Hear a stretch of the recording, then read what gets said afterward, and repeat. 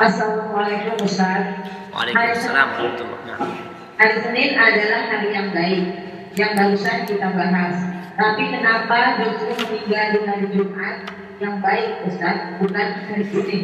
Syukran. Barakallahu fiik. Nah, Masya Allah, ini pertanyaan yang menarik sekali jamaah. Itulah seorang muslim jamaah. Kita itu ketika beribadah tidak ngarang. Artinya hari Senin baik untuk berpuasa. Hari Senin baik untuk berpuasa.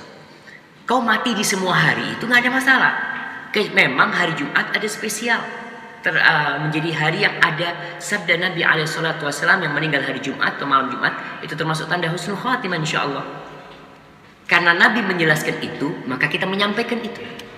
Adapun berkaitan dengan hari Senin, Rasulullah SAW tidak meninggal di hari Jumat, belum meninggal di hari Senin. Bukan berarti orang yang meninggal di selain hari Jumat itu tidak baik, enggak. Dan bukan berarti orang yang meninggal pada hari Jumat itu mesti husnul khatimah, tidak. Itu salah satu tanda. Ada perampok mati hari Jumat. Ada orang berzina mati hari Jumat. Ada. Apa husnul khotimah berarti? Ya enggak. Sesuai dengan amalannya. Maka berkaitan dengan keutamaan hari Jumat, karena Nabi SAW menyampaikan, inna min khairi ayyamikum yaumul Jumat. Hari terbaik kalian adalah hari Jumat. Hari Jumat itu hari diciptakannya Adam. Kalau hari Senin hari dilahirkannya Nabi Muhammad SAW. Hari Jumat hari diciptakannya Adam. Kemudian dimasukkan ke surga, diturunkan dari surga. Kemudian itu hari terjadinya kiamat. Akan terjadi pada hari Jumat. Kita disuruh banyak-banyak bersolawat khususnya pada hari Jumat, bukan pada hari Senin. Solawat sepanjang hari. Tapi hari Jumat ada kekhususan untuk banyak bersolawat kepada Nabi SAW. Hari Jumat tidak dibolehkan puasa sendirian. Orang puasa hari Jumat nggak boleh. Ada larangan ketika berpuasa pada hari Jumat, kecuali dia puasanya puasa sebelumnya berpuasa, atau sudah berpuasa, atau berpuasanya sambungan dari puasa. Daud dia puasa hari Rabu, berarti Jumat dia puasa, kemudian Ahad dia puasa, nggak ada masalah. Tapi mengkhususkan hari Jumat untuk puasa nggak boleh. Jadi kekhususan dua hari ini berbeda. Yang kita mengetahui hal itu dari wahyu yang Allah berikan kepada Nabi SAW. Sehingga tugas kita adalah menerima. Ya udah kayak gitu, mau gimana? Penjelasannya memang kayak gitu tuh. Barakallahu fiik. Berkaitan dengan tadi bahwasanya Rasulullah SAW tidak memperingati hari kelahirannya, dan tidak ada ibadah tersendiri yang berhubungan dengan hari kelahiran Nabi, kecuali yang tadi kita sampaikan berkaitan dengan puasa hari Senin. Dan kita berpuasa karena Nabi yang menyuruh kita berpuasa. Apa hikmahnya?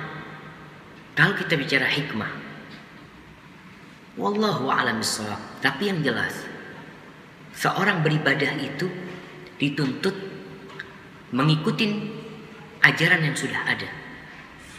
Ada perintah, kita amalkan. Ada ajarannya, kita lakukan. Sehingga seorang muslim dalam beribadah itu, kecintaan dia kepada Rasulullah SAW itu tersalurkan. Benar-benar sesuai dengan yang diinginkan oleh Nabi SAW. Contoh, kita bicara hari Senin, kita nggak boleh benci hari Senin. Kita harus cinta sama hari Senin. Karena itu hari diangkatnya amal perbuatan. Kalau keluarga yang masih merayakan hari ulang tahun mereka kadang-kala, ya karena mereka berpandangan bahwa itulah salah satu ungkapan cinta. Dengan kita mengingat, berarti kita mencintai Nabi SAW. Yaitu ada yang berpandangan seperti itu. Cuma kalau kita melihat Rasulullah SAW bersama Abu Bakar Siddiq, bersama Umar, bersama Uthman, bersama Ali, bersama para sahabat, bersama para tabi'in, mereka tidak melakukan hal itu. Dan ini juga sebagai ujian buat kita. Apakah kita benar-benar mengikuti Rasulullah SAW atau kita hanya omong doang ya. Walaupun kita lihat ada sebagian yang melakukan hal itu karena berpendapat ya ada ulama yang membolehkan umpamanya. Ya kita kasih uzur buat mereka, dan semoga Allah membukakan pintu hati mereka sehingga mereka bisa mengetahui bahwa mencintai Rasul SAW adalah dengan mengikuti sunnahnya, menebarkan perjalanan hidupnya, dan itu yang diperlukan oleh Nabi SAW. Karena Nabi bakal menunggu umatnya kelak di mana di telaga, dia akan menunggu kita lebih dahulu di sana, dan semoga kita termasuk yang diterima oleh Nabi SAW sebagai umatnya dan mencintai Nabi dengan hakikat cinta yang sebenarnya. Barakallahu fiik. Nah, Assalamualaikum warahmatullahi wabarakatuh, Ustaz. Waalaikumsalam warahmatullahi wabarakatuh. Tadi Ustaz mengatakan anak jadi fitnah. Apakah kata fitnah? Fitnah bukan berarti bohong ya? Siap, Masya Allah. Iya. Nah, iya ini karena dari bahasa Indonesia kan fitnah itu artinya membuat omongan. Itu fitnah. Sedangkan di dalam bahasa Arab Allah mengatakan wal fitnatu asyaddu minal qatl. Dan fitnah itu lebih kejam daripada pembunuhan. Fitnah yang dimaksud di ayat itu adalah kesyirikan sebenarnya. Kesyirikan atau kekacauan yang ditimbulkan oleh kesyirikan itu sendiri. Kata fitnah dalam bahasa Arab itu bisa bermakna ujian. Fitnah, Allah mengatakan innama amwalukum wa auladukum fitnah. Sesungguhnya anak kalian dan istri kalian dan harta kalian adalah fitnah.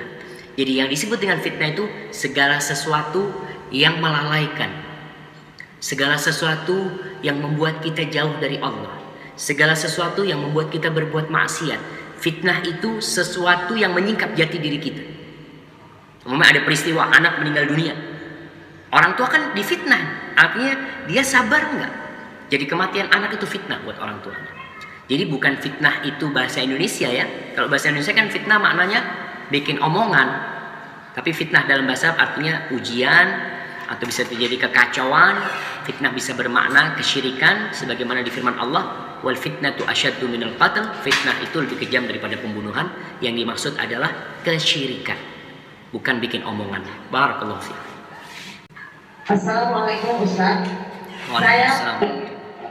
Saya memberi nama anak saya dengan Maha Putri, Maha Dewi.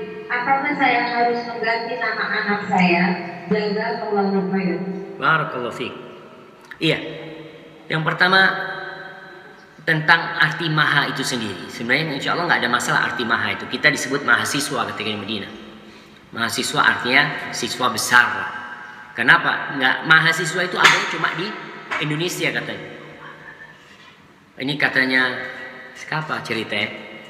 Katanya Bapak Anies Baswedan kalau salah dia cerita. Nah, maha itu ada di Indonesia aja. Kenapa? Karena dulu itu tidak ada mahasiswa.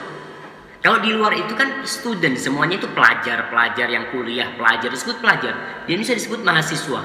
Karena ya baru ada perkuliahan disebut ini siswa besar. Kalau tadi dikatakan Maha Putri, artinya putri yang besar, aku rasa nggak ada masalah ya. Cuma Maha Dewi, Dewi itu artinya apa?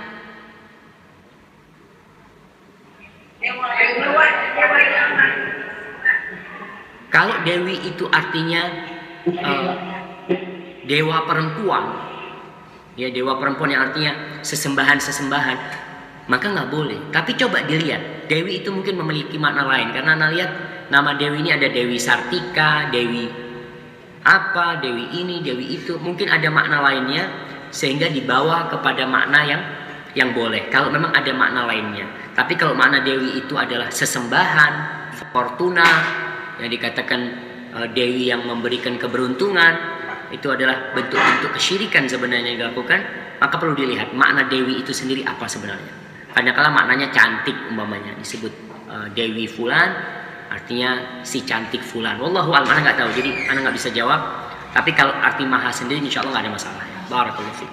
Ini berkaitan dengan anak-anak yang lahir belum balik dari orang tua yang non muslim. Bagaimana mereka nanti? Hukum di dunia, mereka dihukumin bersama orang-orang kafir.